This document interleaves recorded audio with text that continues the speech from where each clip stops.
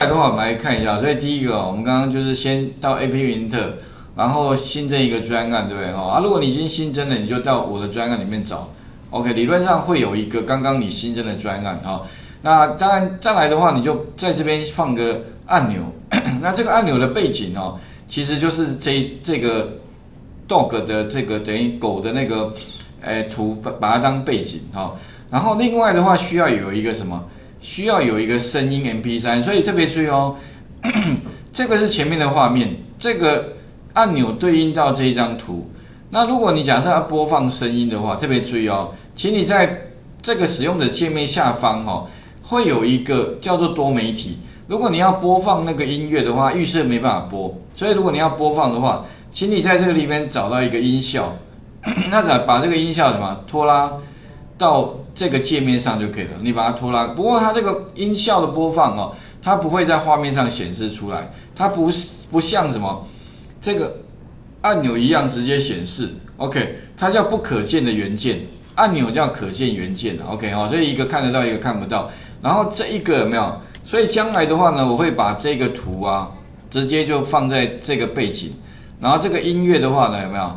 这个音乐呢，那我就放在这个播放的音效元件里面，让它可以播放。大概原则逻辑上大概这样，一个对一个吧OK， 好，那所以呢，我们 UI 使用者界面部分就完成了，这一个跟这一个两个一定要拖拉过来。接下来目前看到的结果好像不太 OK， 为什么？因为它这边看到的它目前背后呢并不是一个图，所以怎么办？很简单嘛，你把这个图放图的话你找一下嘛所以你点它之后的话，请你看一下它的元件内容元件内容的部分就是在在这个地方所以记得点它之后有没有？请你在这个地方会出现有个元件内容 ，OK， 那你就找一下，反正呢它的逻辑都差不多固定所以以后你即便找不到功能，你再看一下，我想应该很快会上手了。那以后的设计的环境都差不多，所以以后你们将来假设对于那个设计类工作有兴趣的话，那其实大概原逻辑都差不多，哪怕你其他的那个设计工具从来没用过，你慢慢大概就摸索，大概也就很快就上手了。那很多公司其实不可能说完全都用这个软体，它可能用别的如果别的反正没关系嘛，你大概很快就可以进入状况，你可以马上把东西设计。最重要的是你要设计什么的概念，我觉得是比较重要的。OK， 好，那接下来的话特别注意我刚刚是再加一个音效，所以记得使用者界面的多媒体你应该猜也可以这样，这个音效把它拖拉过来，然后呢把这个图的背后，所以你点一下这个按钮，然后把它刚刚我们上传的这个 dog.jpg 有没有找到它的图像请你在这个图像里面预设是无嘛所以把这个无的地方点一下。他会问你说，你要在这个按钮上怎么显示那个图？很简单嘛，但一定不会显示 MPG， 一定是 JPG， 就这一个。那你把它按确定，或者没有，你也可以再重新上传，按确定好了。那你会发现这个狗就显示出来了。这个狗有点怪怪的，狗就变一半 OK， 为什么？因为宽度太宽，所以宽度太宽怎么办？所以这个时候你就想到宽度太宽。那宽度的话，各位有没有发现，在图像上方不是有宽度？那它预设是自动嘛？那这个时候你应该怎么选？所以其实有时候乱选，你应该可以选得到按填满比较好的，有没有把它改一下嘛？按确定，它就 OK 了。但是好像它有点变瘦了，这样好像反而好看OK，如果你说老师我不想让它变瘦的样子，我希望让它变得自然一点那你可以把高度怎么样选择填满比较好的。不过好像结果会一样，没有，好像 OK 一点的，有没有？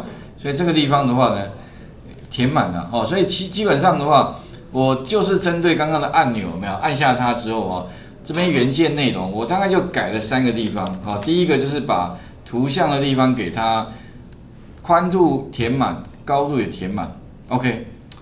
不过好像有个地方好像怪怪的，不知道你们细节部分有没有特别注意到？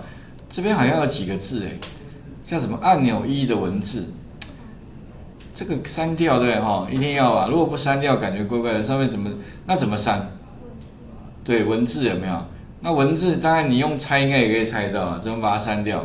很简单嘛，把它 delete 掉不就好了 ？delete 掉 Enter 不见了。OK 哈，所以其实还蛮直觉的。好，所以有一些功能你不知道也没有关系，你猜猜看，或者你哪怕你随便乱试也没关系，你总会找到答案。但是你逻辑一定要是正确的哦。那基本上那个设计工具哦，它都会有固定的逻辑啦。不管是这种设计工具或者其他设计工具哦，差不多。OK， 所以我其实我真的我用这个其实也用的机会不多啦，因为我都用别的工具，但是其实道理差不多哈。OK， 好，那接下来的话呢，这个图 OK 了。那目前它可以按啊，可是目前按它不会叫，可是接下来的话要怎么让它按下去？它会发出声音，它会有狗叫声。